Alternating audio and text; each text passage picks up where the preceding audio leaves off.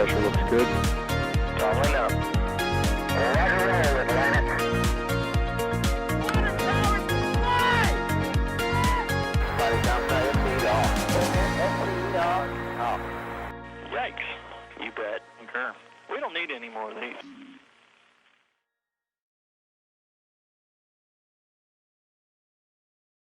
Good afternoon, everybody, and welcome to this week's episode of NASA Spaceflight live from Boca Chica, Texas.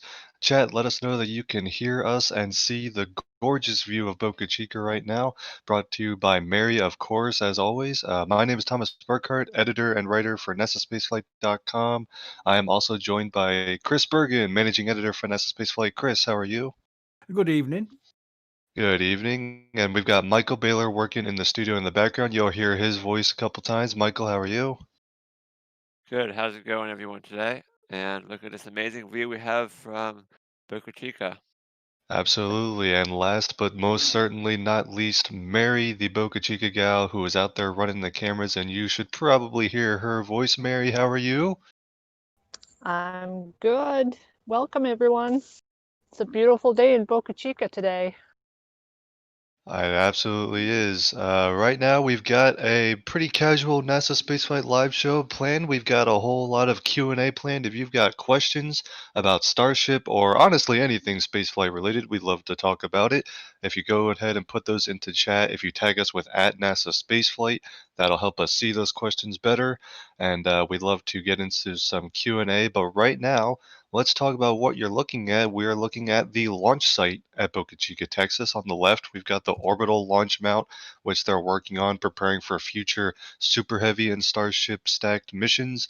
And then on the right, we've of course got Starship SN8, the first sort of full-scale prototype of an actual Starship, not just the test section, you know, the full thing with the nose cone and the aerodynamic surfaces and all of that, which is on pad A, right? Which pad is it on? Pad A. It's on pad A, so because there's two pads over there now. But they're getting ready for its 15-kilometer test flight following static fire or a couple static fires leading up to that. We know that they've been looking at some weather over the next couple days that was preventing them from finishing their pre-static fire preparations. So that's coming up, though, in a couple days and getting closer to that crucial test flight. But yeah, feel free to drop some questions in the chat. Chris, why don't you give us the rundown on the latest from Boca Chica? Well, that's not the easiest thing to do these days. There's so much going on every single day. I mean, first of all, this view. I think this is an important view. I think it's a great view, in fact, because what we've got is we've got SN8 as an integrated stack now. As a rocket goes, I remember there's Super Heavy still to come. So you can imagine the size of the actual full stack. But for the Starship herself, that is now a nose cone and a tankage and everything we need for this 50,000 feet test launch.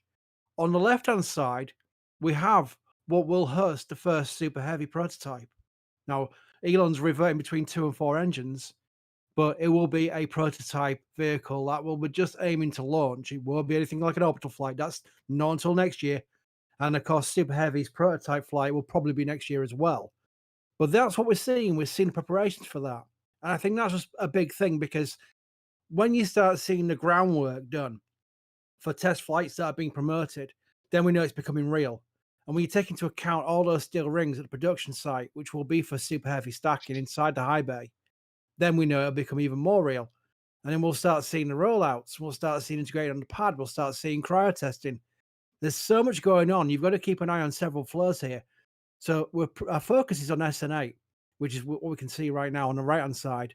But also we've got SN9, which Mary took a tweeted out a picture this morning showing that SN9 is now in the high bay, which is showing again the cadence they've got because we've got SN10 in the mid bay. They'll make space for SN11 in the mid bay, and there's parts for SN12 outside. So it's just crazy. You've got to try and keep up with several different vehicles, which you do not do anywhere else. Everywhere else, like Vulcan and like New Glenn, we've not even seen actual real hardware apart from Vulcan in production in Dakar. None of these have been at the launch pad. None of these have been prepared to launch pad. And SpaceX has got several vehicles at a production site and at the launch pad. It is surreal, to say the least. Yeah, just so everyone knows, the plan today is that we're going to have Mary moving around to a few different locations. So we're starting off by the orbital launch site, but throughout the show today, we'll be giving you a tour of the different spots in Boca Chica. We're not quite sure exactly if we're going to be able to go to production site or where at the production site we might be able to go. It depends on parking, but Mary does plan to move around throughout the show. So lots of exciting views to come today. Absolutely, and I want to get into a couple super chats that came our way during that intro. CANP Railroad, who is a regular on the stream, says hello to all the watchers of tanks and cranes. Yes, thanks for the support. And Wait says, what do you think the contraption on the SPMT is? I think it's the base of the engine skirt for a super heavy booster. Chris, do you know what's the latest on the SPMTs that arrived? You know what? It's one of those things where I get emails from people who run these things saying, "Stop calling them roll lifts." I've now learned not to call them roll lifts under any circumstances whatsoever, and if you've got a big roll lift on the side of it. But yeah, I don't know. That surprised me a lot this week. We've got those two. I don't call them roll lifts again. We've got the two at the production site where they're putting this contraption on top of it. Now, there's several versions of what that may be for, like a transporter or something like that. I really don't know, but the ones you see in the image right now, they're new ones that arrived yesterday. Mary said 4 of them arrived. If Mary's still on audio, I think it was 4, wasn't it, Mary? We might not have Mary on audio right now, but Mary did say there were 4 of them arrived. There are small ones, but they're almost setting up some kind of transportation device, some wacky roller, which will take this contraption and possibly the super heavy on its road trip. So I don't know. I always say if I don't know, I say I don't know. But it's just fascinating to watch, and we'll see what they do with them all because they will be putting together at the production side. We'll get probably an idea from experts who are involved with this kind of operation. Who'll be able to give us some extra clues into what they're actually building there. You can see in that image, kind of below the SPMT, there is that circular base that they attach a Starship or perhaps a super heavy booster too. So it does seem it's some sort of contraption to roll out a vehicle. And of course, the big question now is, I always I always assume that super heavy because it's just so long will be rolled out horizontally, but people do say no, no, no, they're going to look at doing it vertically, which would be some site. We've seen SN8, we've seen these starships SN5, SN6, SN8 being rolled out in previous starships as well without the nose cone, and they are tall. They come round that corner, that bend Mhm. towards the launch site, and they are looking impressively tall. Now imagine a super heavy booster doing that trip. That will be surreal. I think they might have to do some roadworks to allow for a larger turning distance. But I am looking forward to that immensely. Is there any reason, because we were talking about this the other day, and obviously with SN8, they rolled out sort of the tank section on one end, and then they rolled out the nose cones separately and stacked them at the launch pad. Would we expect the same? We expect a couple, like the aft section of a super heavy booster, and then maybe a middle section, and then a top section, and stack them all. So when they're rolling out, they're kind of the same height as the Starship sections were, but then they get stacked at the launch site.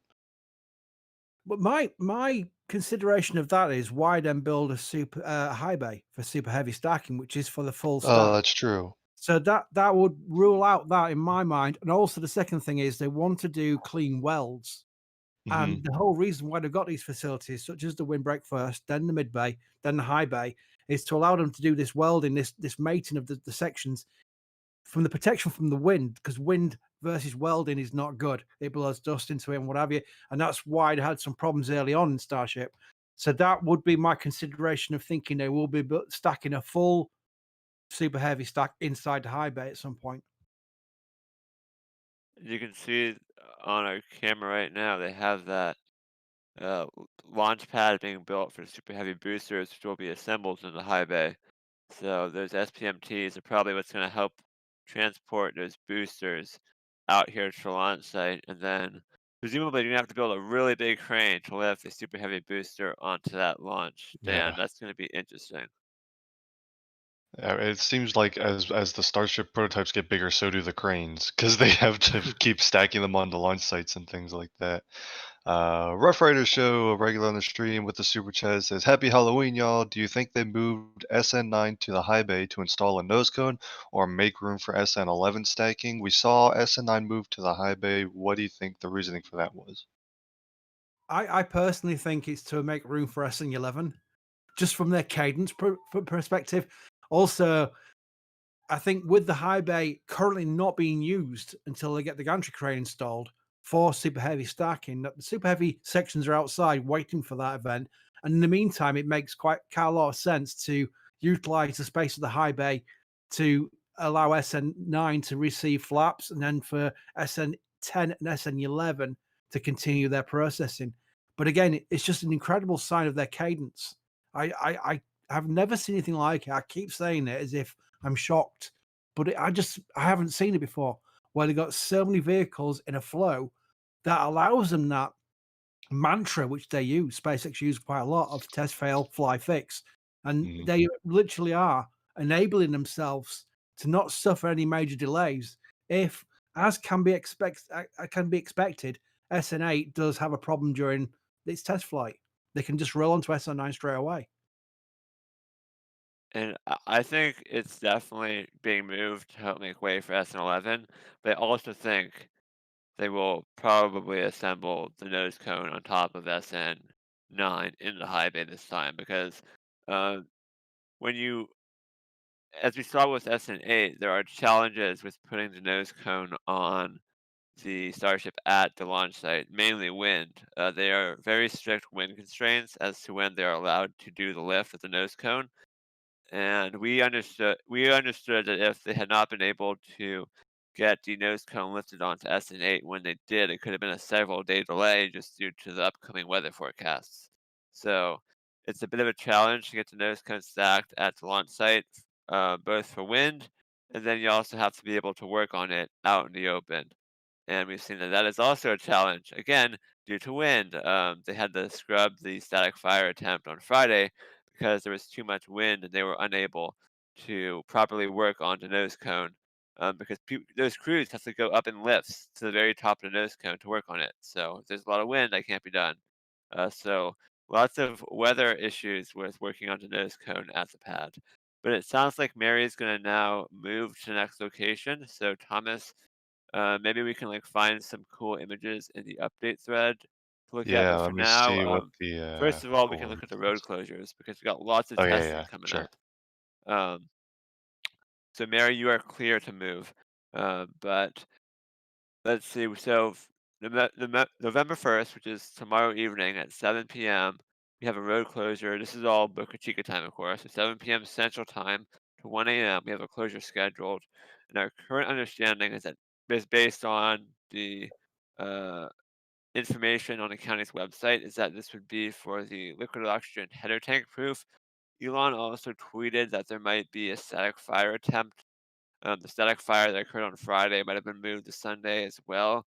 But our current understanding is that they're currently, I mean, this is changing every single hour basically, but the latest we have is that they are still targeting the liquid oxygen proof test for Sunday, which means that the plan for the static fire has likely changed to a different date.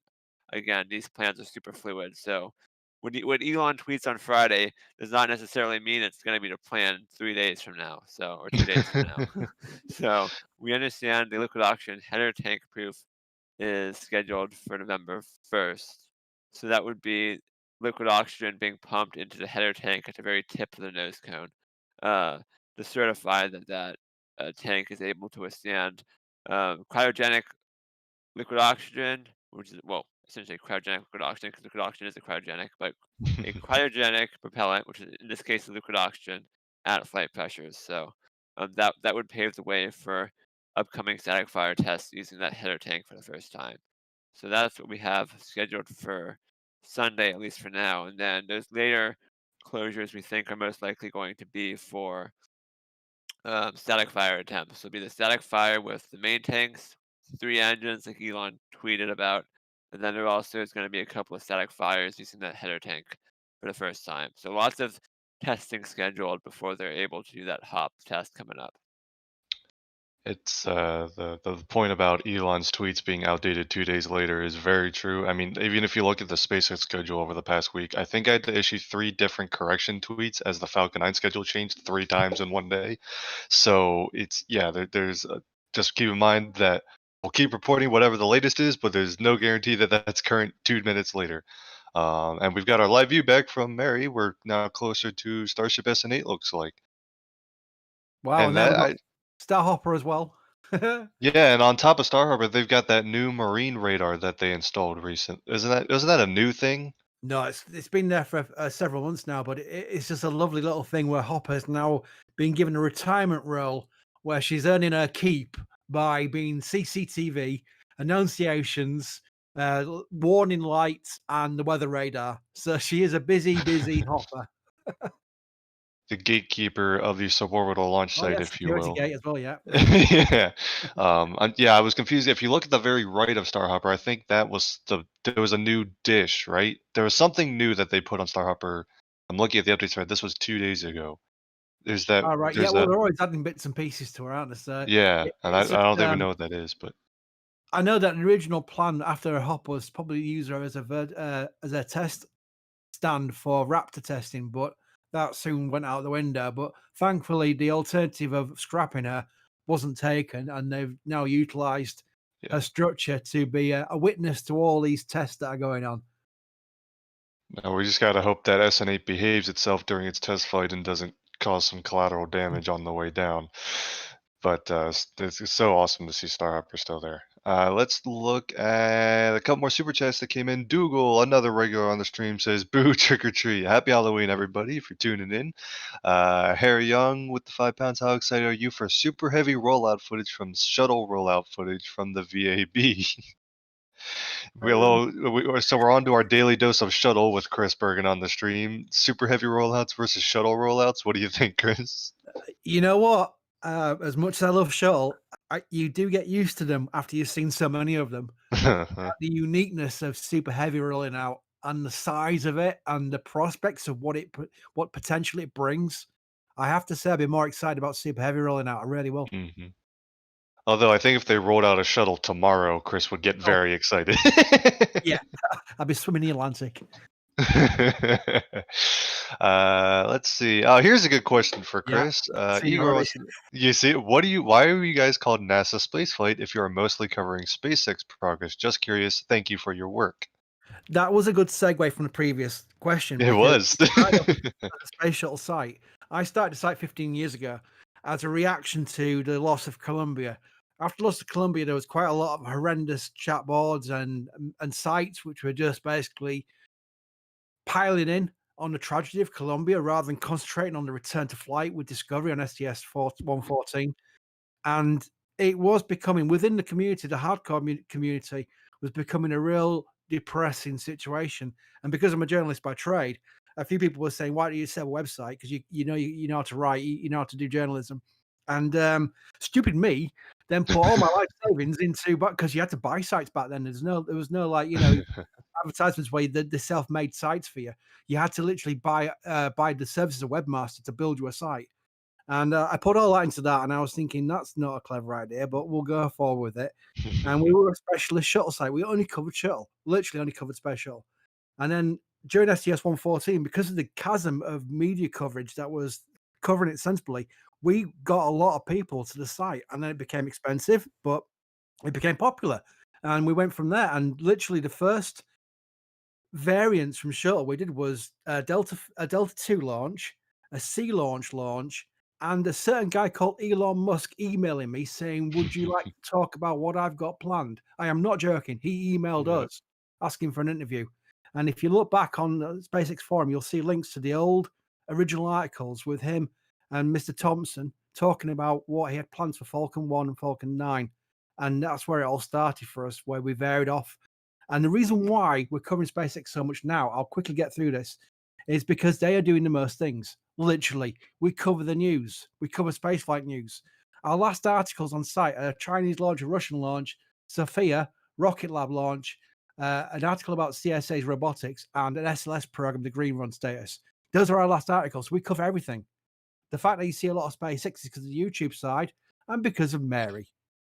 Mary's out there every day providing all this content, which is all news. It's all news we cover. And that's why you've seen SpaceX the most. The two things, the fact they're doing the most things and the fact that we've got the most content on it. So that's why. There we go. Yeah, it's kind of a de facto point that all the, if you're covering spaceflight news, you're going to see SpaceX more than anyone else just because they're doing the most.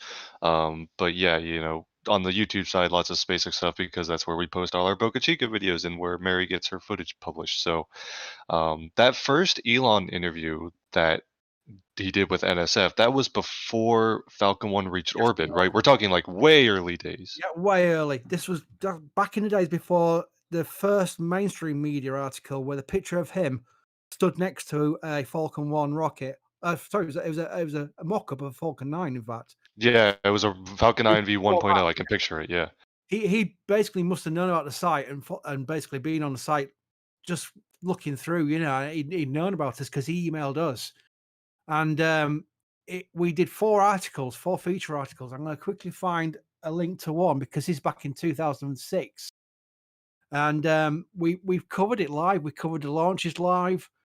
We're all trying to back him up and say, don't worry, these failures happen. That's why you do these test flights. But of course, they were operational flights, and it was down to the last one. He had the parts for the final launch and just enough money to launch it. And thankfully, it went well. But we knew there had a lot of prospects of success because the failures they were having, the previous failure was literally just a separation timing. The booster caught back up on the second stage. So we knew they could do it. They just had to get the timings right. So luckily that worked and it went from there. And now look at them. Yep, and now a couple years later, they're making fully reusable launch prototypes in Texas. So, so there you go. Great question. Let's see. We got some more Starship questions. Gary wants to know: will we be seeing Starship segment robo welders by say SN50 to facilitate the thousands of ships needed for Mars? So right now they're being produced at the production site, and there's not. Is there robotic or automated elements to the production facility, or is it mostly by hand at this point? Where are they at as far as production now, and where they need to be? It's a very good question because, we saw robotic welders arriving on this truck several weeks ago. I'm yes, going to try to that's find right. an I'm image. trying to think about the company name of them. They were from Germany, weren't they? I know it starts with a K. It's a company that, interestingly enough, apparently has Chinese connections. So ULA Oh was yeah. also using that same company, but now ULA is removing that company's welding equipment or whatever other robotic equipment they make from their factory because of the Chinese connections. So I'm not sure if that's going to affect SpaceX or not, but the U.S. government is not a huge fan of having anything related to China in a factory that produces rockets. Yeah, I'm too busy putting links to all the articles. Yeah. I was thinking because full disclosure, I've literally just got our forum thread with all of Mary's photos in it. And I'm like scrolling through trying to see if I could find a Yeah. picture. I didn't find one in that 5 seconds, but I found the first interview we did with Elon was January 20th, 2006. wow. So that's how far it's taken. He follows us on Twitter, but he only follows us on Twitter from earlier this year because probably of Mary's videos. Literally, just it's the fastest way to get notifications of Mary's new videos, which is brilliant, and I love that. I think that's fantastic. But it's incredible when you consider it's been 14 years of hard slog to get to this. We all talk about the speed of SpaceX advance, but it's still been 14 years, and that is a lot of hard work, several failures, but lots of achievements. And when the achievements greatly outweigh the failures and they learn from their failures, it bodes very well for the big game of getting humanity outside of this planet and onto different planets, which is Mars and the moon. So yeah, it's amazing really in the context of the bigger picture that we're watching this methodology of SpaceX using its core people such as himself, such as Gwen, who are all making these achievements. The team is what's making it work. And hopefully we will be seeing these rockets have successes more than failures over this test program.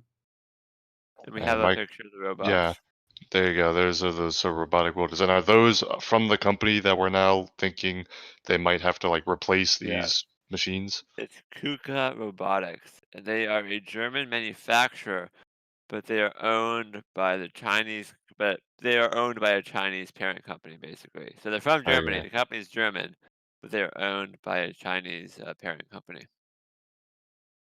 So there you go. And I just read the caption. I for one welcome our new robot overloads. I'm Must be going to guess interesting, Jack was on that video. But yeah, so they already have so back to that original question. The robotic welders are already there. Obviously, if they scale up production, they're going to need more of them. And it looks like they might have to replace the source of said robot welders because of some sort of political tie-ins. But there you have it. They are already using robotic welders in the Starship production process, and that's definitely going to be part. Especially, I mean, you mentioned they're going to want thousands of ships, a huge fleet, right? So the more automation in that case, the better. But a great question. Let's see from. Oh, jeez. Super chat question that wants to ask: Can SN8 be referred to now as Star Flopper? I think we No. have to at least give it a shot at not flopping on its test flight first. Yeah, I mean the belly flop is part of the initial test, so that's Yeah. something they Well, wanted. I guess a successful Yeah. flight still will have a We flop to it. we can flip it, we can spin it as a positive way of calling it, but I think we've outdone ourselves with the names recently. I know Jack refuses to caption any of Mary's videos with Zilla anymore. Right, yeah. In Ukraine, it will be a Zilla. But yeah, it's going to be fascinating to watch this thing. I do believe they'll have no problem launching it with 3 Raptors, providing the Raptor engines work. They're going to get up there. Let's face it. Yeah. The trick is the aero surfaces controlling the belly flop. Tim did a poll on I was Twitter gonna say, yep. asking what people think that the outcome of the test will be. And my personal opinion is if they can relight the Raptors during the landing part, and if it just basically wobbles on landing or falls over on landing, it's still a massive win. To get that belly flop Yes. maneuver, the aero surface is working, and a Raptor relight will be a huge win.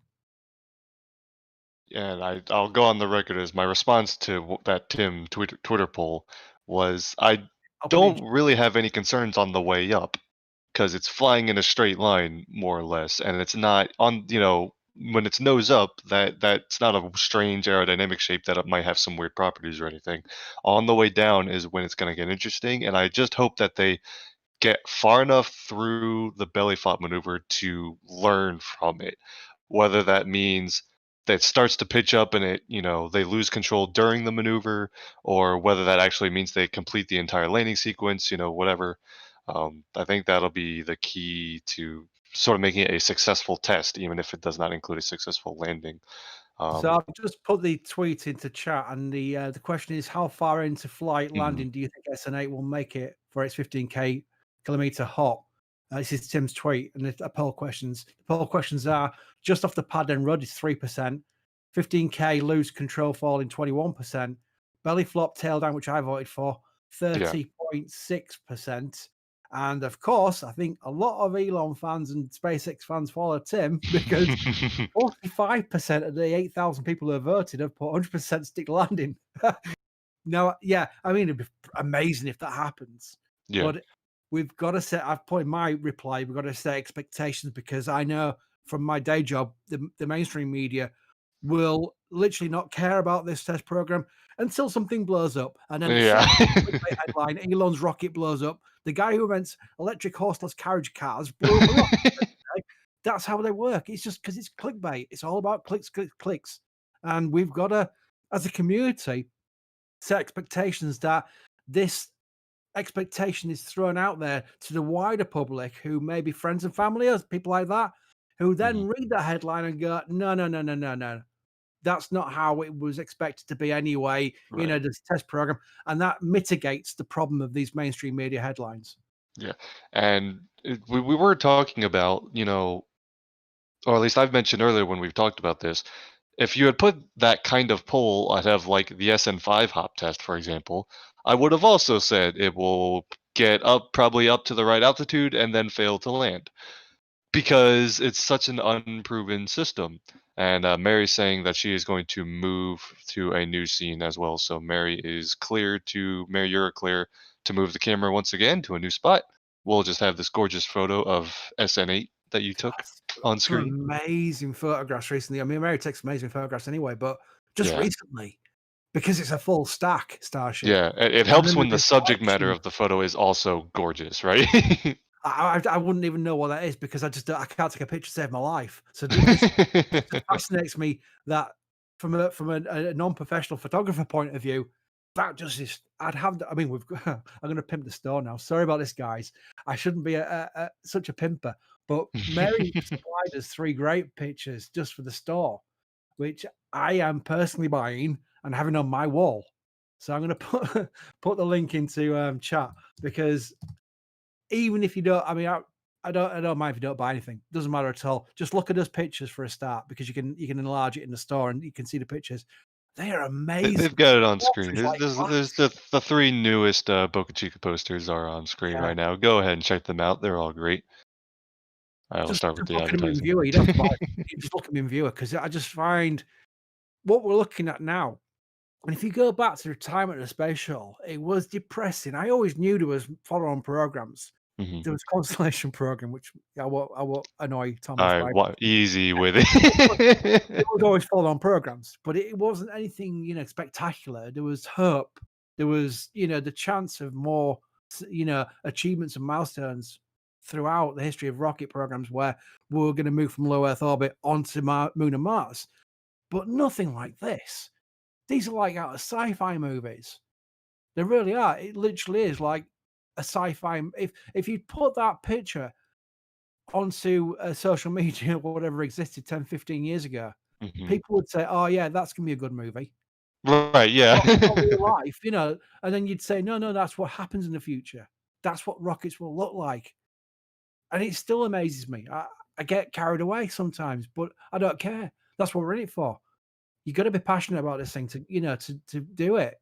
Otherwise, there's no point. And it is brilliant. I'm absolutely love these photographs. And it's interesting because you mentioned that, this is talking about all these post-shuttle programs. And when you think about it, the core goal that began the whole Starship and Super Heavy infrastructure, which of course began as, Mars Colonial Transporter was the first name for this system. The goal was always interplanetary travel.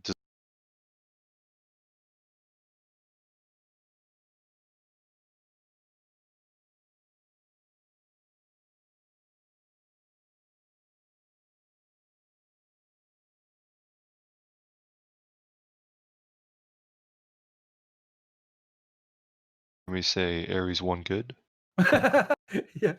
Okay, it's back now.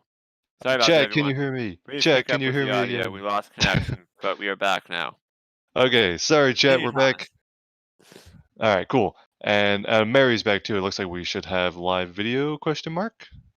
Yes, Do we have a new spot? live video from Mary. There we go. And we got another view up, and they've got the lifts up working on SN8. That looks like they're right at that seam where they kind of mate the nose cone section and the bottom tank section. So they are working on that, part of those pre-Staticfire preps. But like we were saying, and I know we'll get into some more questions in a second, but the Starship architecture, where its core goal was always large amounts of cargo and people on Mars. But in reality, the entire program is actually a very similar goal as the space shuttle, at least originally was, designed to support a wide range of missions, incorporate reusability and things like that. The Yeah. shuttle was a part of this, broader architecture that was supposed to have, a station in lunar orbit and a nuclear tug to go to different destinations and go to Mars, and the shuttle would kind of stage things in Leo and do stuff like that. The Starship architecture is building off of that and taking all the lessons we learned about, yes, space shuttle was reusable, but it wasn't super effective at being reusable. It was kind of the first time we tried that kind of thing, and we learned a lot, but that means it wasn't a perfect system. That's why shuttle got expensive towards the end of its program. Starship and Super Heavy is saying, okay, we can't, no partial reusability. We're not going to splash down boosters in the water, and we're not going to expend fuel tanks. It's going to be fully reusable, propulsively landed lower and upper stages. We know they're learning from the space shuttle heat shield tiles and incorporating all the things they learned about that kind of system into how to make a heat shield for a Starship. So all of these things It'll be able to service satellite launches, service space stations in LEO. SpaceX has said, hey, we want to make Dragon obsolete. We want Starship to dock to the space station, bringing people and cargo and things like that. And then, of course, it'll be able to support those beyond low Earth orbit missions to the moon and Mars and so on. So it's kind of interesting to see that dynamic of how Starship is sort of in its role a space shuttle. I don't know, Chris, do you agree with that? I do, yeah. The problem with shuttle was when it was first envisioned. We've got diagrams and pictures and promotions of shuttle before the first launches back in the 70s, and it showed OPFs, the processing facilities, with shuttles that had just landed, being literally just put a new payload inside and sent back out to the pad. The rapidly reusable part of shuttle failed. And that's why I think Elon keeps mentioning the word rapidly in front of reusable. Yes. Because reusable can be done, but rapidly reusable is the key to the economics of it all, to make it viable. And that's where shuttle completely failed. Also, the design of shuttle was interfered by the US Air Force with the downrange requirements, cross-range requirements. And that's where design changed into this winged vehicle on the side of an external tank which shedded firm. And that came back to haunt them. It's unfortunate because the achievements of shuttle are always outweighed by the fact it lost 14 crew and 2 vehicles, and rightly so, because the achievements are amazing, and it provided us so many lessons towards the future achievements we're going to have with new vehicles. But you can't paper over the gaps. You can't push it under the carpet. You can't hide the fact that it lost 14 crew members. And that's why when there was calls for extensions, a lot of people who would have normally supported it said, no, let's retire on a high and move on. And unfortunately, I agree with that. So it's just a case of now looking towards the future. And the future is exciting, thankfully, because of all these new vehicles that come online. And thanks to the leadership of Jim Bridenstine, who I want to at some point bring up some kind of support message for throughout the community, because I hope we don't lose him during this election period where we change, where we move forward, be it either President Trump staying or Biden taking over. I hope Jim Bridenstine finds a path to staying, because he has been fundamental in this new positive swing towards commercialization of space.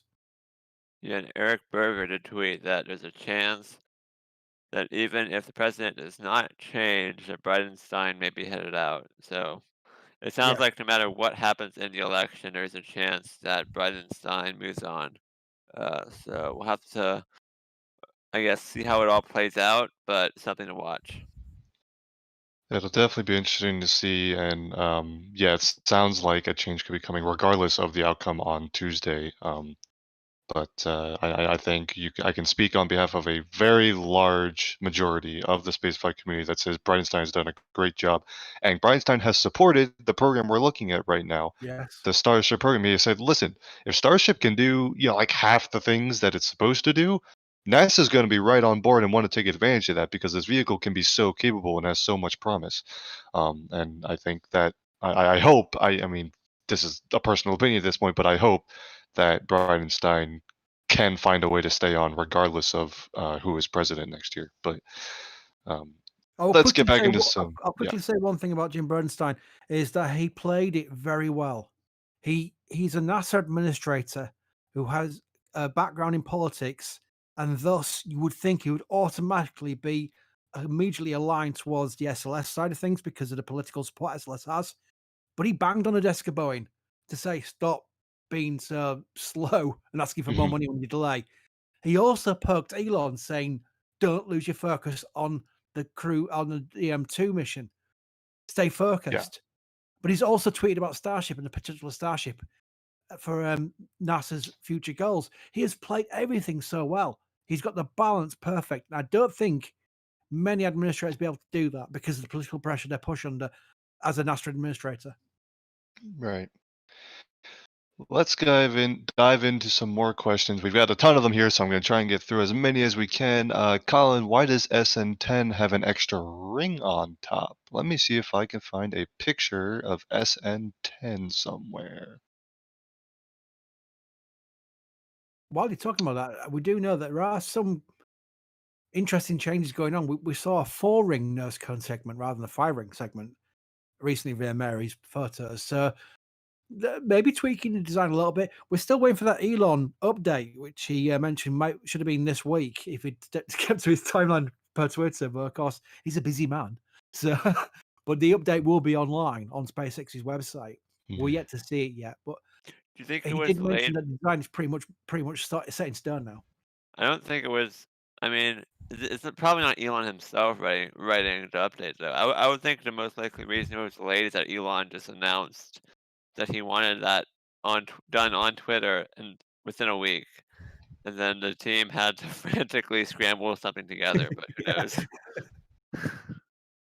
I am having trouble finding an image of SN10 specifically, so I'm not sure. Do you know what that question's referring to, Chris? There's No, supposed doesn't to be ring an any extra bells. I ring. just remember the nurse cone being 4-ring, a 4-ring section for a nurse cone, a future nurse cone, rather than 5-ring.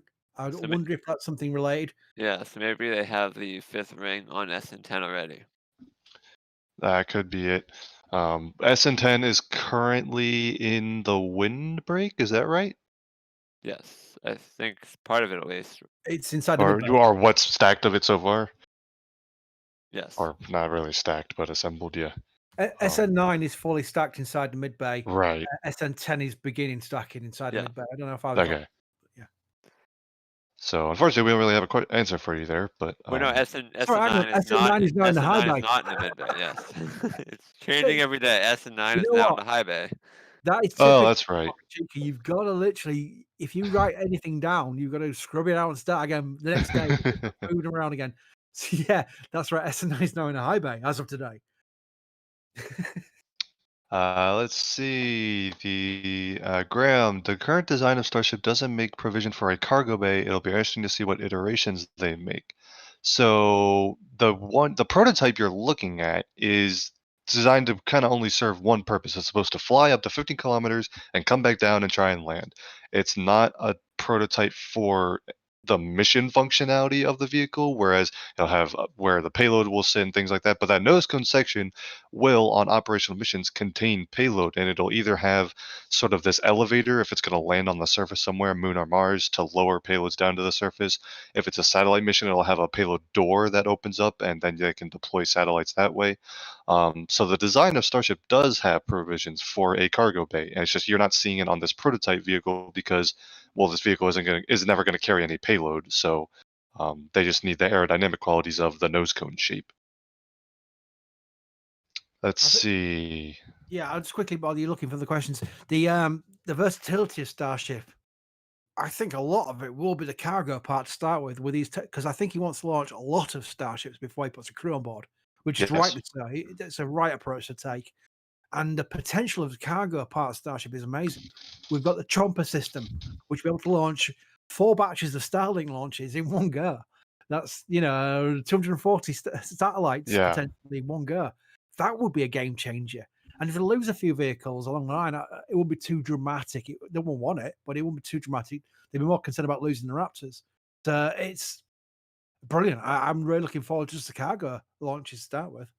Starship will be a huge part of Starlink because, I mean, if you do the math, if they just kept launching them on Falcon 9s, it would take like a decade plus to fully deploy a Starlink constellation, which isn't exactly feasible, especially when the satellites themselves are only supposed to last about a decade. Yeah. So getting Starship online and be able to launch Starlink satellites that way is going to be a huge part of the Starlink program and will provide a lot of opportunities for Starship to do flights, up its launch cadence, demonstrate itself, things like that.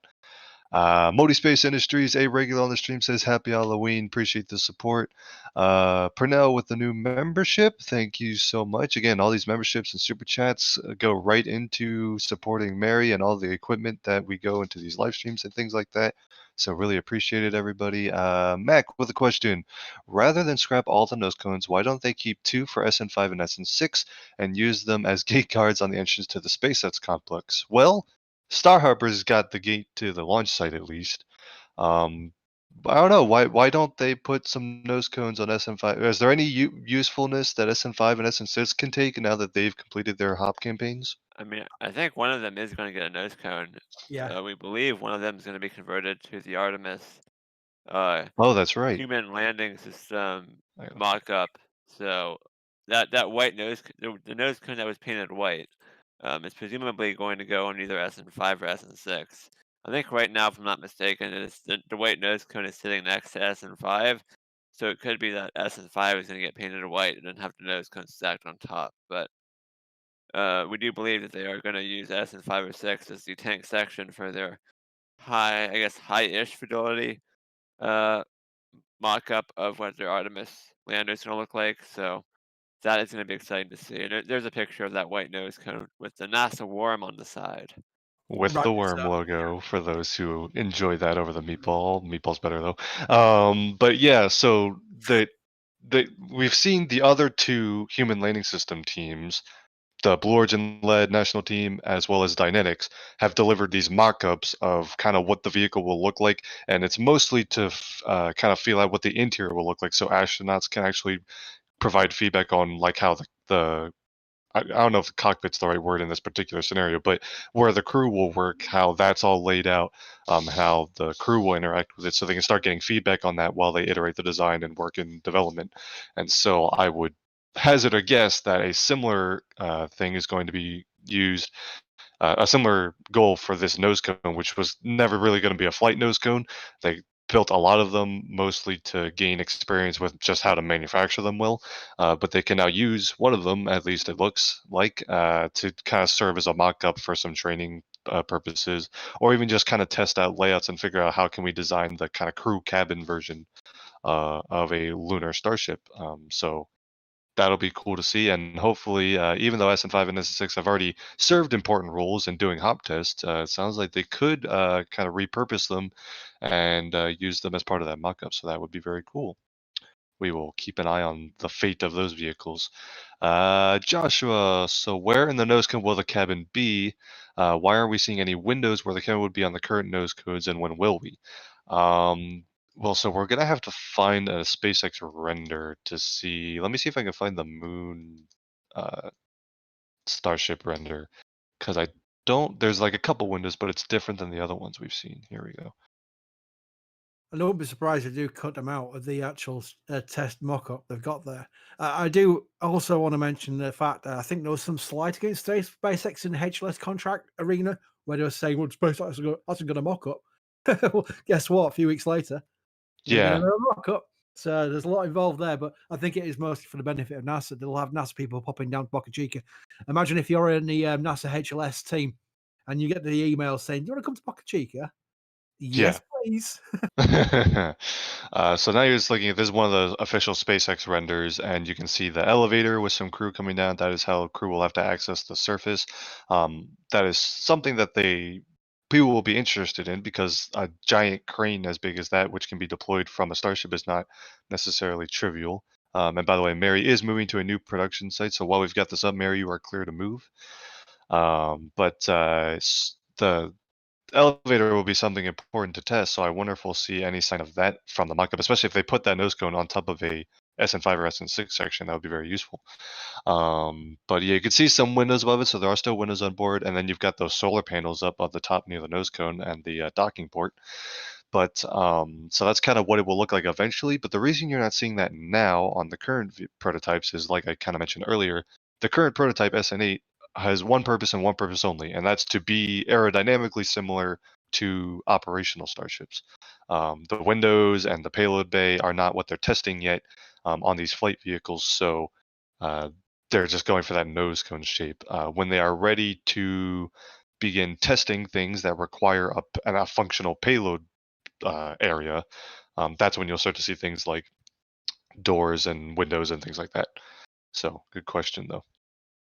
I just want to thank Wayne McKay for becoming a Capcom member. Now, for that, you will get some very exclusive preview clips from Boca Chica and other things as well, but also access to our Discord, which is becoming quite a fun place recently as more and more people join it. So you will get access to our Discord, our exclusive member Discord, which will all welcome you when you arrive.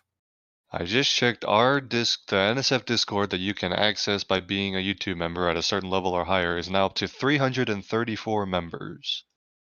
So if you want to come hang out with the NSF people and all the other YouTube members, it's constantly busy in there talking about all sorts of stuff, and it's a cool place to hang out. So first of all, thank you, Wayne, for your support. And if you're interested, check out those memberships. Let's see here. We've got a super chat from Colin. Thank you so much for the support. And then wait with another super chat says, Mary, zoom to the very top. There's something attached to the surface. It looks like a pitot tube or a test sensor. All right, so when Mary moves, we will get a good look at the nose cone of, I'm assuming they were talking about SN8. Let me see if I can find a picture to bring up while she's Mary's moving. going to the production site, so we'll have to use the picture. Okay, let me find a picture then real quick. Scrolling. There's so much stuff in this update thread, it's hard to find a specific picture. It takes a second. There we go. Let me see if well, this is what? This is a day, 1 day old, so not super old. Let's see if I can zoom in a little bit. Oh, there you go. Not sure. So you could see some like ports and maybe some wiring or something. I can't quite make out what it is from this exact photo. And they might have added something new in the recent days. I don't think it is normal to use a pitot tube for your measurements on a space vehicle. They usually kind of use, well, that's not true. They might. I'm not sure. We'll keep a look. We'll next time we get a close-up view of SN8, we'll keep an eye out for that. They will certainly need to have as many instruments mounted onto this thing as they can. As it is a test vehicle, they want all the data they can get. So we'll keep an eye on that. But thanks for the question there. And right on cue, we got a couple new memberships. Per Wilner with the membership, thank you so much, and Drake with the new channel membership. Thank you everyone for your support. We appreciate it. And Drake's become a launch director, so that's a very great level of support. Thank you very much. Awesome. Drake. Thank you so much. We really do appreciate that. Wow. All right, more questions. Let's see. All right, are we looking for a potential Staticfire today? So we know no testing today, right, Chris? No, not today. I would expect the Staticfire campaign. Remember, it'll be several tests. We'll begin later next week. So we're first of all no testing today, and hopefully the next test will be some cryo-based testing with the header tank, and then we're moving to the Staticfire test campaign, which will be several. So I expect several. Mm-hmm. And why do you think they're going towards those several Staticfire tests ahead of the flight? I mean, they've already done a Staticfire test. So Yeah. so what's the purpose of these new Staticfire tests? Now They'll need to do another 3-engine Staticfire test first because they replaced one of the engines. So they want to see what the 3 engines look like together. So they'll do a 3-engine test. Then they'll have to move on to what they're going to do testing as per the previous plan, which was via the header tank. Now, the header tank, the LOX header tank is in the nurse code. So that's the first time they'll integrate the LOX header tank and use that for the test firing. That will simulate the landing burn. So that's what they want to try and do. It probably will be a 3-engine Staticfire test with that. It'll be just a 1 engine or 2 engines. So that's what we can expect. We can expect a full 3-engine Staticfire test. It won't be tomorrow night. People are saying Sunday night. It won't be tomorrow night, I don't think. And then they'll do the next test with the header tank. So a regular Staticfire test first, then probably 2 Staticfire tests with the header tank involved. And Mary is back. We should have a live view from now the production site, I believe. Let's take a look. There it is. Wow. Cranes. And yeah, are there more Starship prototypes or cranes in Boca Chica, do you think? Well, I always bring it up almost every stream that United Rentals deserves some kind of platinum bars because their involvement with everything to do with Boca Chica. They've been there since day one. We've seen some recent reminder pictures from Nomad and Austin from the early days of Boca Chica where it was just like a tent. And there was a United Rentals crane there at that point in time. So they've been there all the time. And now they've got their own cranes. They've got big cranes arriving from big companies. But United Rentals are always still there. They're always on the picture. Jim, please, with a new membership. Thank you so much for the support. We got a good question here from Kumar. Says, why is the NOTAM, the notice to airmen, is at around 500 meters altitude and not 15 kilometers. So one way we kind of get a hint as to what the testing plans for Boca Chica is looking at the airspace restrictions, because especially if you're going to do a flight up to 15 kilometers, you need to close the airspace around it. And there is a new flight restriction that came out that was to low altitude, not up to 15 kilometers.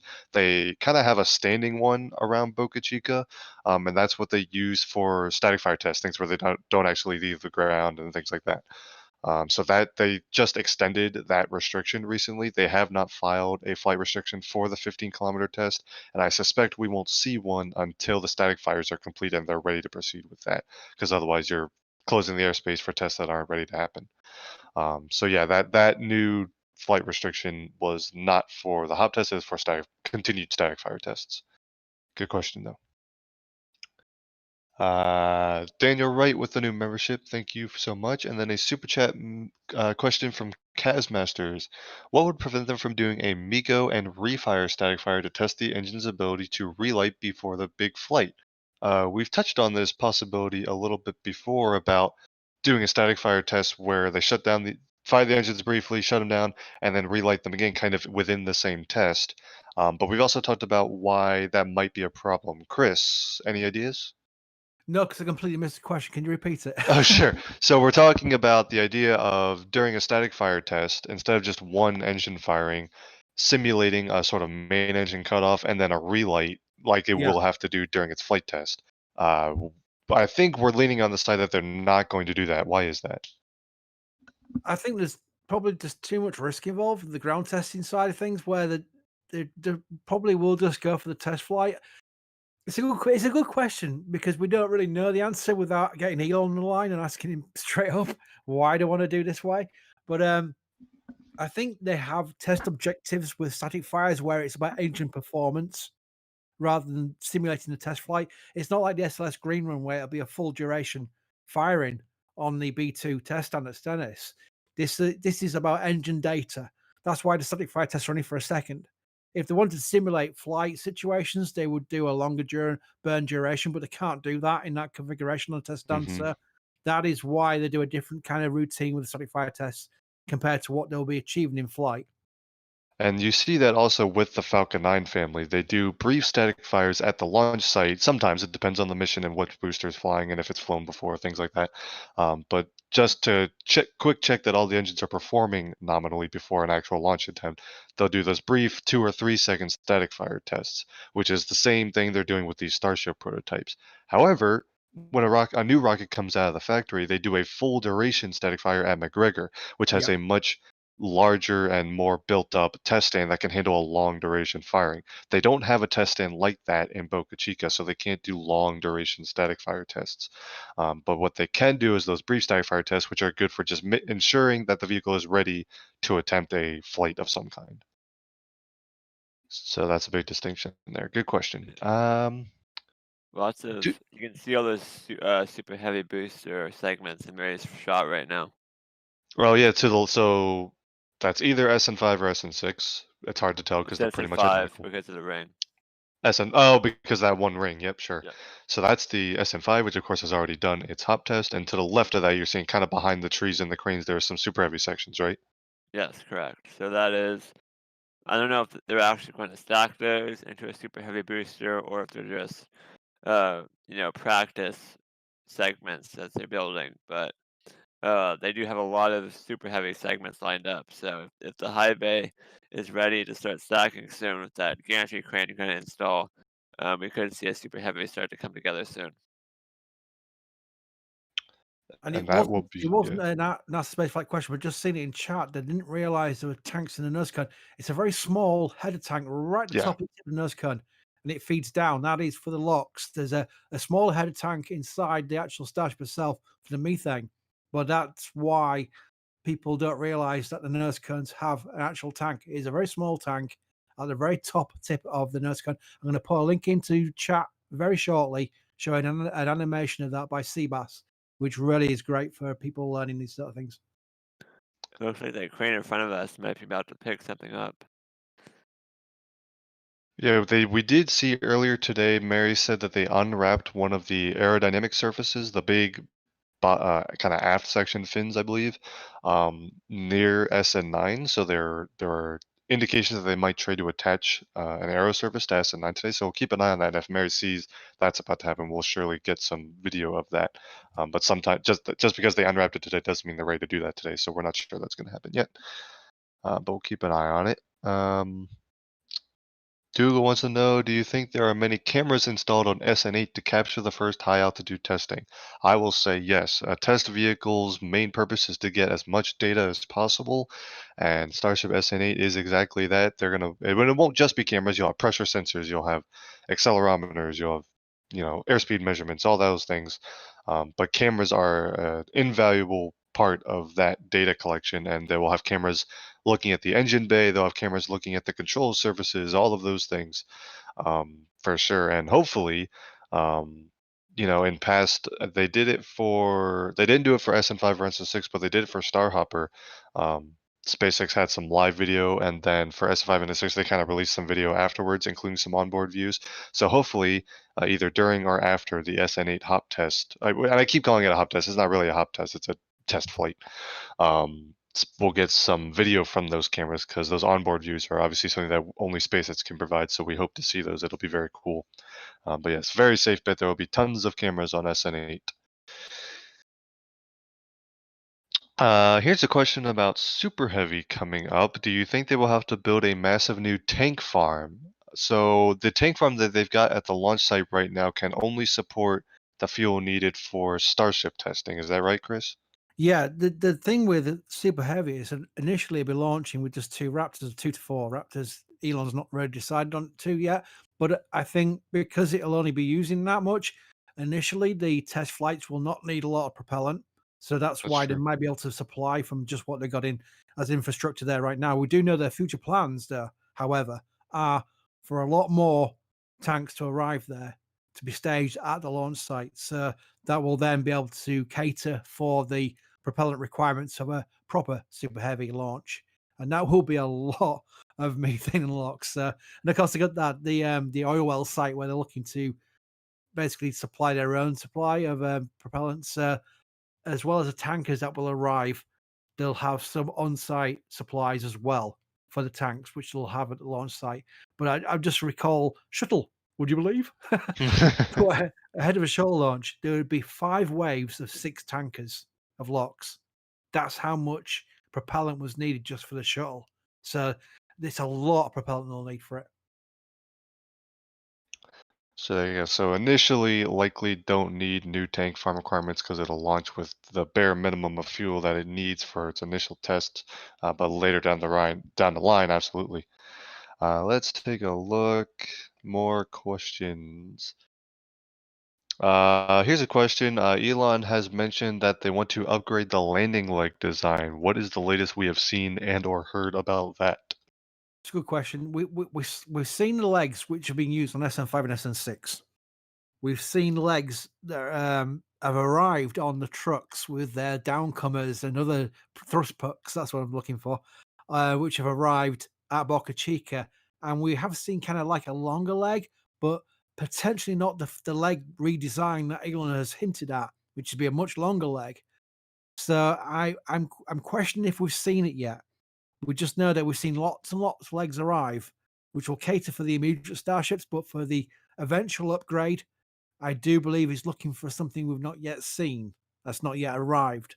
So that's where I'm thinking we're at, unless the redesign is quite subtle because the legs are compacted and then extended. So the extension may be longer for all we know with those legs that have arrived on the trucks. We'll have to wait and see. All right, let's see. More questions here. Oh, here's a good one. Chris, you can take this one. A new interview with Elon Musk titled 15 Years of Coverage by NASASpaceflight could be awesome. Could you try and get something like that going? We could do, but yeah, it's a question of getting Elon sat down for that long. He's a busy man. But yeah, I'd love to if he was up for it. It's a question of it's a lot of effort on his part to go through such an history, because I would struggle to get that history down in less than 30, 40 questions. There's just so much that's happened. Yeah. It really is. There's no short there's no short interview there. That is a heck of a story. I think it's book level. He could literally get an autobiographer in and go through that route because so much has gone on. I wouldn't know where to start originally. It's just if you go back from the early days I was mentioning earlier with Falcon 1, so much has happened since then over this history of SpaceX that it would be a book more than an interview. So yeah, I'd love to read it though. I'd love to hear it from you. There you go. And just reminder, if you have questions about Starship or anything related, please throw them into chat and tag us with @NASASpaceflight. We're going right through the question queue, trying to answer as many as we can, and we'd love to answer your questions about anything you want to ask about. We do have a super chat question. Will Mary ultimately have to leave Boca Chica, or does she have some sort of accord with SpaceX to stay there? What's the status of sort of making sure that the people, there's a few residents that are still in the Boca Chica area. Mary is one of them. What's the status of making sure that they are safe from the ever expanding operations at Boca Chica? That's not for us to say. Let's put it that way. But I will say that plans have changed since the original plans that SpaceX had, where Super Heavy is now going to launch as a full configuration, which was a real concern for the area. He's not going to launch from an orbital pad. So that mitigates a lot of the issues as far as the local area goes. The rest of it is down to the personal side of things because there's still people there, including Mary. And I personally think Mary should be able to stay. We And certainly hope so. Mary's reporting right now that she thinks they're about to pick up a wrapped flap with that crane you're seeing right there. So we Wow, might why? hopefully lift it high enough just to get it above those cars in the foreground, but we might be able to see a flap go into the air in a couple of seconds or minutes. I don't know how long it's going to take them to lift it. Hopefully not too long, but they are definitely hooking something up right there. And we do know this, so they unwrapped one of the flaps, so I guess this might be the other one. Also, I'm not sure if we're talking about aft flaps or the sort of nose cone flaps, but active production because they are preparing SN9 for its eventual flight. Mary just says they are the aft flaps. Thank you, Mary. SN9 sort of more or less identical to what SN8 is, right? No big changes between the two. I don't think so. I mean, again, he always talked about convalescing the design now. He's not looking for any major changes. I think any changes that'll come now will come from the effects of SN8's flight.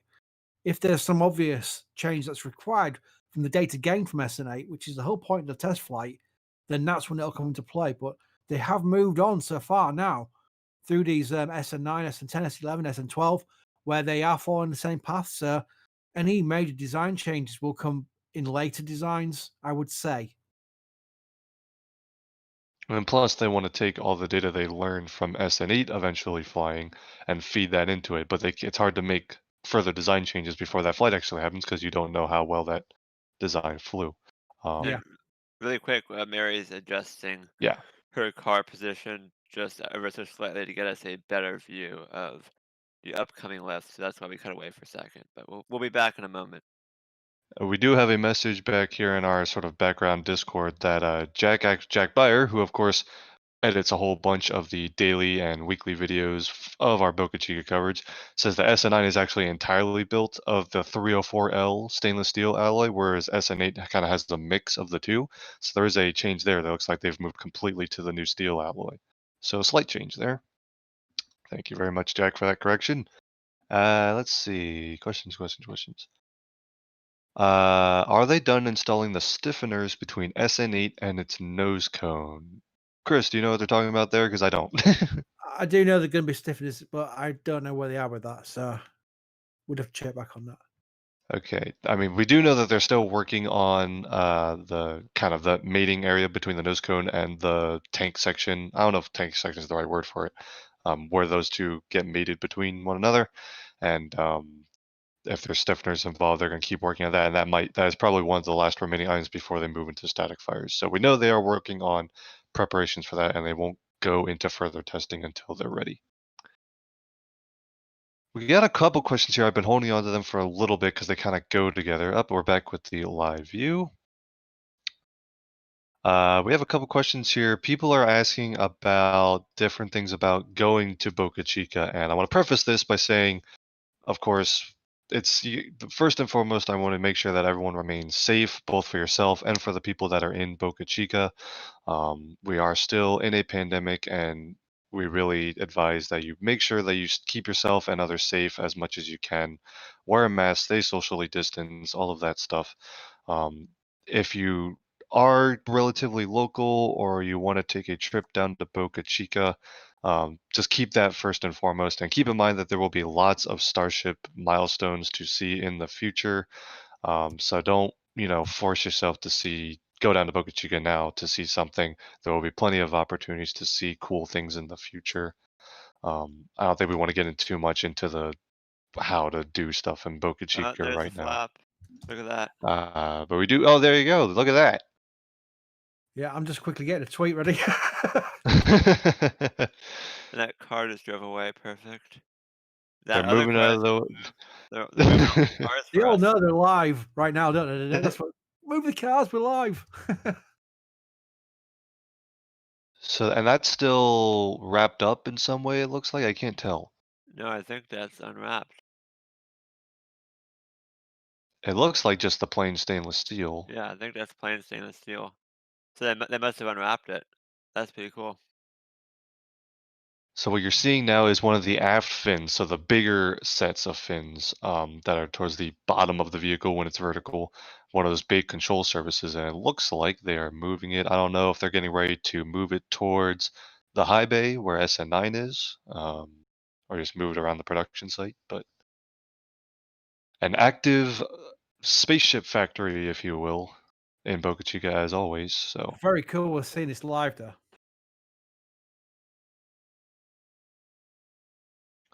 I am just scrolling through questions here, seeing if they find. Here's a good one. Well, there was a good one, but now I can't find. There we go. When do you think they will start covering a Starship with heat tiles? So when would we expect to see the first signs of it? Well, actually, so we've already seen some heat shield tiles installed for testing purposes. They put them on some of the hop tests just to make sure that however they're adhering the tiles to the vehicle works through the vibrations. In fact, if you look just to the right of the fin they're lifting, you can see a few tiles mounted onto SN5. But when do you think we'll see a full side of the vehicle covered in the heat tiles to really test a complete heat shield? Well, as you said, we've seen them do test placements on the Starship SN5, SN6. We've seen test placements on a spare section, which was in the pattern of the X, which I thought was quite cool. I don't know when they will require the full range of TPS on the actual Starship herself. When we're quite a way off yet, this kind of like regime where they'll be coming down through the heating area of an orbital flight, say a return from orbital. So I think next year, but I don't know which one they'll use because I don't know where they'll be on the SN Starships by then. At Hmm. that point, I think let's guess SN12 and hope that SN8, SN9, SN10, SN11 achieve the progression in the test milestones to allow for that point in time where TPS is required on the skin. Has Elon given, well, I think he has eventually, but I don't know if it was forever ago, sort of a prediction of we want to get orbital by SN something. Has Elon like tweeted something or said something like that? No, I think we've all keep asking him to see if he'll bite, but I don't think he's given an SN number. I think rightly so as well, because if he said SN12 and SN8 and 9 failed, and they had to Right. repeat SN10 with the 50,000 feet test flight, then it'd rule out SN12. So I think he's just waiting to see how the first Starships go and to get to the point where they do achieve or aim to achieve that longer flight would be either suborbital or orbital, which will require the test of TPS. There you go. And Chad and also Jack Byer, who's watching in our back channel, says he said mid-teens for SN. So he didn't give a number, but he said by the mid-teens of the SNs that will hopefully be orbital. So that kind of SN12 kind of being on the optimistic end of that. Yeah. But that I think that seems like a reasonable approximation again. But it all depends on what SN8 and SN9 do, and all those things like that. But meanwhile, this is some view of them moving that fin around. Did they just put that on a? They put that on a flatbed. It looks like, right? Yeah, so I wonder if they're going to drive it to the high bay now to be installed on SN9. If Wait, they the do, I have a SN9, did prediction. SN9 already have? SN9 might have already had flaps. I forget. I don't I think don't it think so. did. I think they had the aero covers installed. Oh, the aero covers. That's what I was thinking of. It Yeah. had the aero Yeah. covers, but not the flaps. Right. Okay. Right. So, and if they do drive that over to the high bay, I have a prediction of where Mary will park next. But Andrew with the new membership, thank you so much for the support. We appreciate it. All right. Let's see. Phoenix Gaming with a question in chat. We kind of touched on this earlier. Any plans to use Starship to launch Starlink? The answer is yes, for sure. It will take tons of Falcon 9 launches to get the Starlink constellation deployed, so they're definitely going to want to use Starship to launch more at once. Other part of this question, though, is how many could they fit on a Starship? We have estimates, but we don't have any hard numbers on that, right, Chris? No, not yet. Yeah, I mean, we're more than a Falcon 9 is the important metric, but Yeah. all right, let's see. I am scrolling through for more questions. Again, put them in the chat if you have a question for us. Let's see. When do you expect to see a Starship stacked onto a booster? Ooh. You know what? I'm assuming I'm that's looking asking forward for to a it. date, but Yeah. Well, first of all, let's just look at where they are. We can estimate it because we don't know, so we can't say, but we can guess. A lot of what we do is educated speculation. There's clues from Elon's replies on Twitter, and there's also the eyes on via Mary's videos and photos, and then we can basically estimate where things are moving. As far as what we do know is, we do know they're going to do these test flights with starships, as a starship. But they're going to do a hop. So far, Elon said, I don't know why, but they're going to do a hop, 150-meter hop with a Starship prototype with 2 to 4 Raptor engines. To then get to the point where they're going to launch a full stack Starship Super Heavy, it takes a lot of things to go right first before we get there. I would estimate no earlier than sometime mid next year for that full stack launch. But if they do that, that'll be still 6 months before SLS. So, you know, that's what we're going to talk in context. People may go, "Oh, really? Not till mid next year." Put it into context of other vehicles. That is amazing progress to get that fast. So, yeah, that's what my guess would be. It's a long way off, but also not a long way off. If you know what I mean? right. Depends. Everything is relative, and Yeah. I've brought this up earlier. We've mentioned briefly the SLS Green Run, which is of course the big test for that launch vehicle that's coming up, and we talked about how long ago that first core stage arrived at the Stennis Space Center, where we'll undergo one Staticfire test. Of course, they have a bunch of tests they have to go up into that, but think about all the Starship prototypes that have gone through Boca Chica and either flown, exploded, been tested, whatever, in the same time frame that a single SLS core stage has be going under testing. And that's such a, by the way, the Fin is driving away. Sorry, Thomas. No, you're good. The Fin is now driving away.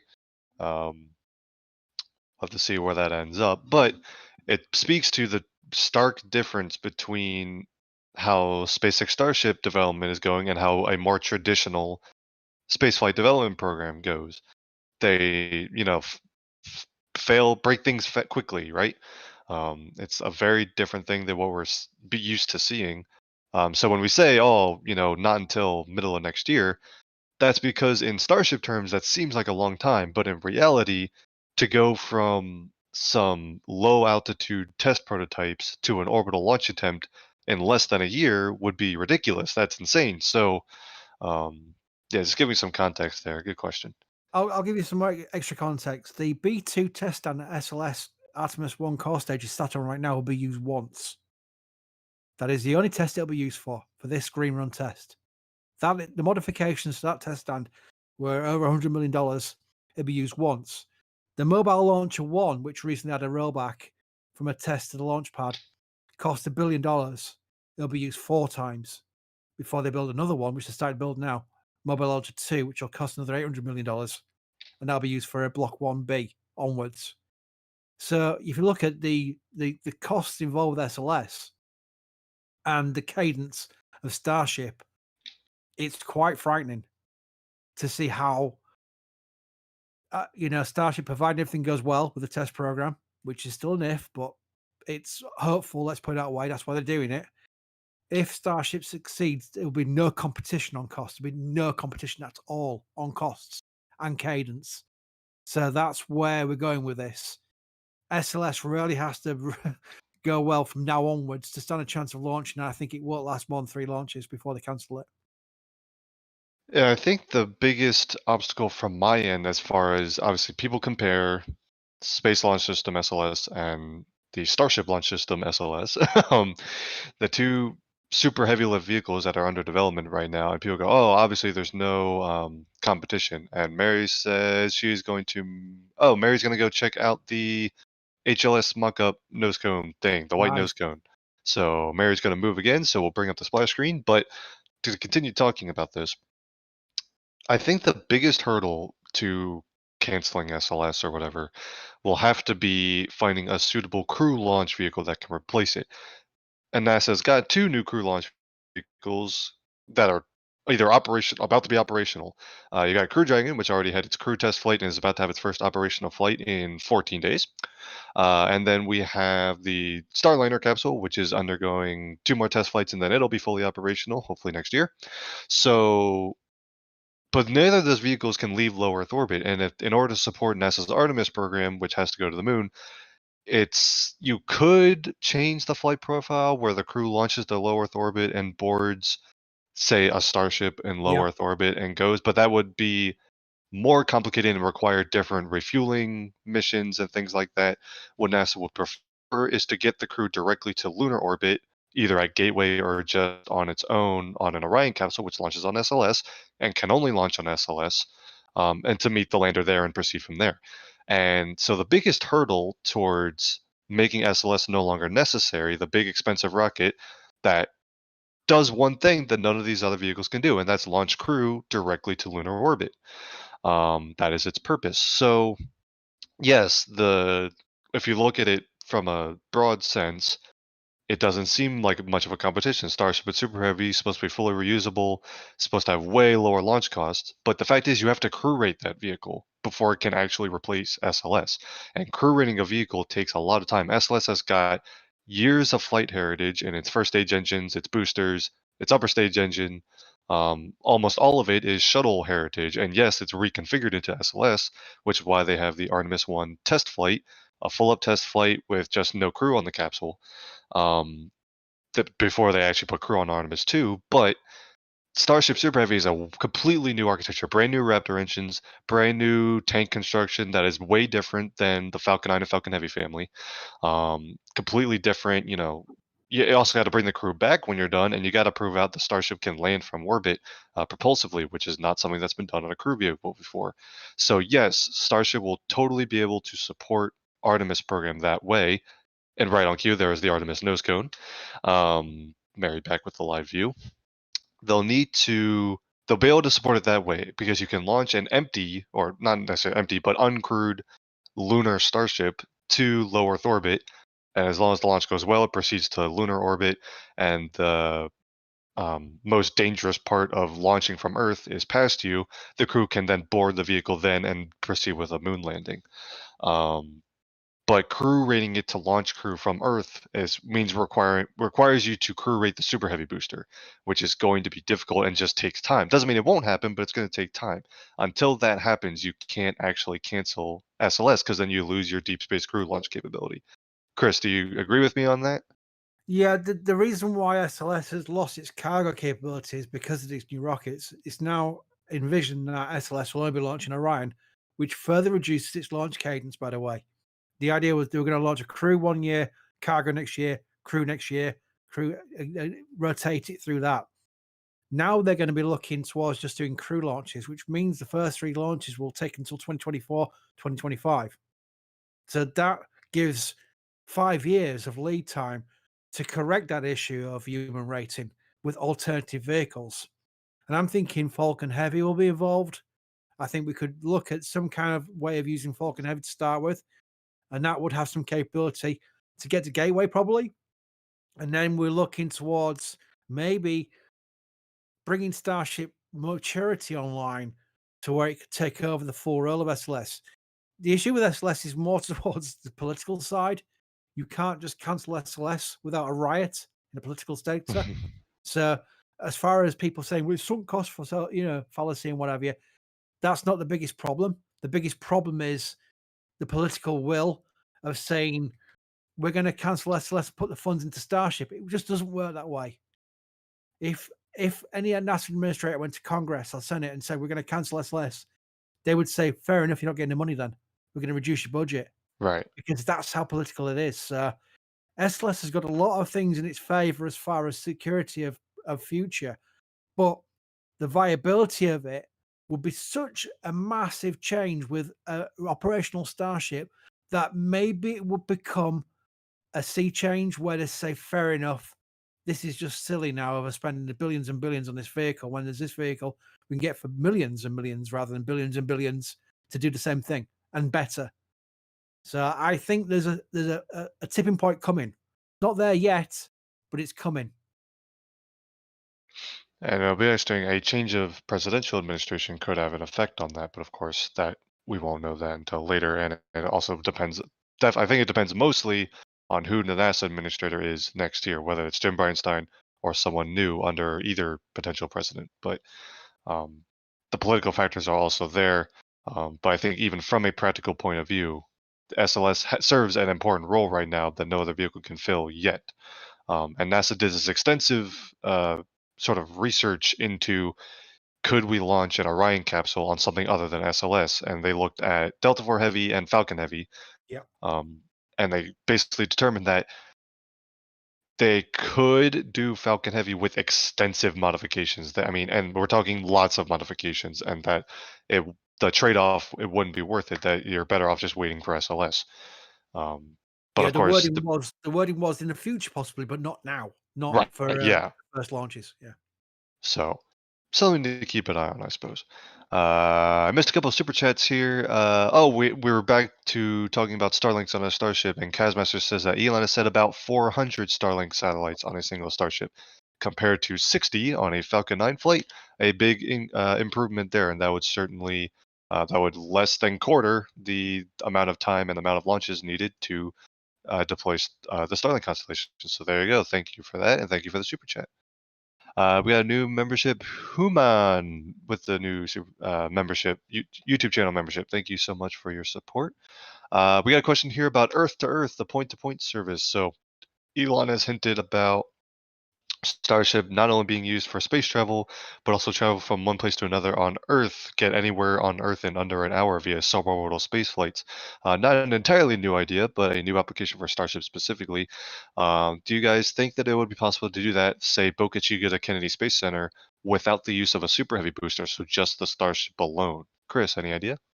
Chris B mode activated here now because I love point to point. I really do. I think it was such a game changer that if it can be achieved, if it can be planned to a point where it gets approval over many countries, that it would completely revolutionize travel on Earth.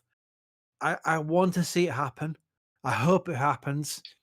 But the plans have always been with a Super Heavy booster. So I don't know about a Starship on her own and how far that would take, because I have seen a plan where Richard Branson, with his SS2, is looking for a version of SS2 which can do Earth to Earth as a short haul version, almost like the airline industry as it is, where you've got the big planes for your transatlantic flights, Sure. you've got your small planes for your domestic flights. That kind of system would work very well, because that would also be more viable in the costs as well. I don't know. I want to see Elon mention it again at some point in the next update, maybe, where it's still on the planning, because I did ask him a few months ago and he did say it was still on the planning. So I hope it happens, but I think it'll be in a configuration of advertised with Super Heavy. But I thought the latest plan is only Starship without Super Heavy for point-to-point. Well, I've not seen that plan. It's worth noting that part of the reason the whole Earth-to-Earth architecture works is because you built a vehicle that has such large payload capacity. I mean, it's supposed to be able to send 100 people all the way to Mars. So if you take that same capacity and only go on a suborbital trajectory, you can fit a lot more on it. So even though it doesn't, if you took an empty Starship, you definitely don't need a booster to make suborbital flights. In fact, that's basically what the 15-kilometer flight's going to be, although you would have to go higher and go farther, but you can see how the capability is there.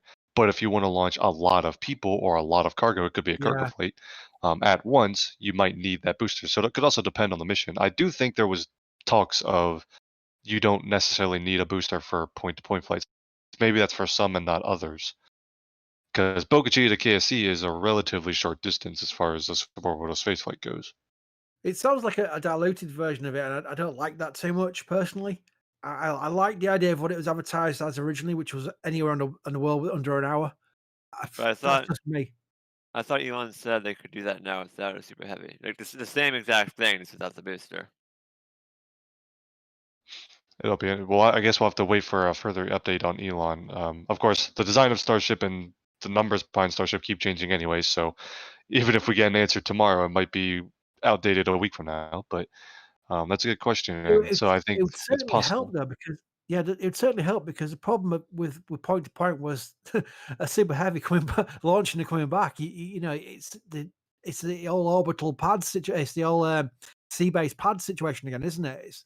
That's how it was originally envisioned as well. They Yeah. were landing and launching from out of the coastline. So a Starship on a run would probably mitigate a lot of the problems with noise and, obviously with less engines involved. So yeah, that's interesting. We got a super chat here from David. Do you think the flap actuation motors are located in the flaps themselves or in the aero covers? Do we know where the motors that control the flaps are? Good question. I take that I as a would think no. in the aero covers. Okay. Yeah, the way we've seen the aero surface, the flaps themselves, they are hinged, so that the actual movement of them will be controlled from inside the aero surfaces. I would have said, Yeah. yeah. So I don't think we know for sure, but in the aero covers seems to make the most sense. Maybe we'll get some photos of that. But thank you, David, for the super chat. And then we got one more super chat that we think we're going to end on because we are running out of time here. Asher6 has said, if Elon has said the SpaceX presentation is going to be a document on the SpaceX website, then what's the point of painting the nose cone white? So yeah, we do think there'll be an online sort of update on the Starship program. Elon has tweeted that a couple weeks ago. But the white nose cone could serve a very functional purpose. The other two human landers in development actually have functional mock-ups that are used for astronauts to give the company's feedback on how the crew cabin looks and things like that. And there are functional reasons to build a mock-up of a moon lander so crews can work with it and test things out, test different configurations, things like that. So the white nose cone, which yes, it has the worm logo on it, has the flag, it's painted white, all that, which none of that you really truly need for a mock-up per se. So maybe has some sort of presentation purpose, but it is almost certainly part of an actual functional mock-up that will be used for testing and things like that. So not necessarily just painted white because of a presentation that might be coming up. Thank you for the super chat, and thank you everyone who tuned in for this week's episode of NASA Space.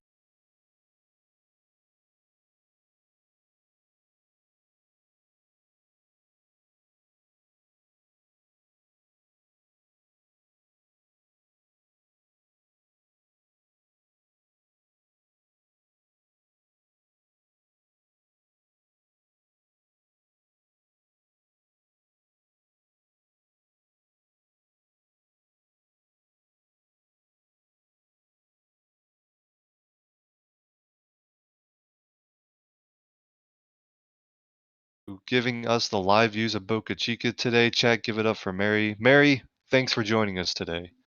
It was my pleasure. I hope you enjoyed it. Oh, we always do. Mary, of course, out there for NASA Spaceflight, always capturing the photos and videos that you see on SpaceX Boca Chica coverage here on the YouTube channel, on the news site, NASASpaceflight.com, on the forums. All of that is thanks to Mary. We could not do it without her. I also want to thank Chris Bergin, Managing Editor for NASA Spaceflight, for joining me. Chris, thanks for having me. Always a pleasure. And also a big thank you to Michael Baylor, working in the studio in the background and answering some questions as well. Michael, thanks. Yeah, sorry about everyone. We lost the audio there again briefly, but my internet is not having a good day, and every They time I heard lose, Mary. They all said they all heard Yeah, Mary. they so heard Okay, Mary. good. That's all that's important anyway. all that matters. Yeah. yeah, whenever my internet drops out, we can handle that. But when the RDP connection automatically attempts to reconnect, it disconnects the Discord thing. So Ah. anyway, yeah, Hashtag get Michael Starlink. Anyway. I'll put Mary's information back on screen because Yeah. I was Yeah, not able to they do that definitely when heard I Mary was. because I'm watching the Yeah, chat. if you do not follow offline. Mary on Twitter, follow her at Boca Chica Gals. She's the only thing she tweets is amazing Starship photos and videos. So go ahead and check her out on Twitter, please. And of course, we all retweet her as well.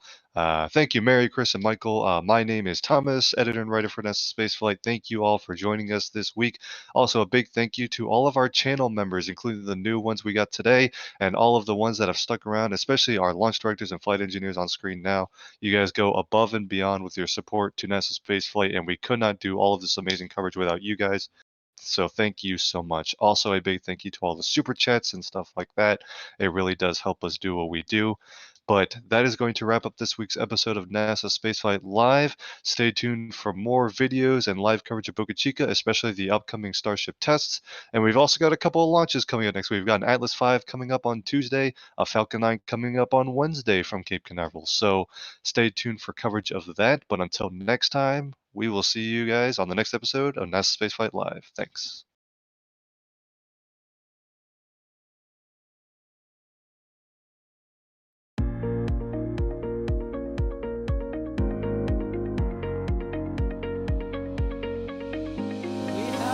Propulsion continues to be normal.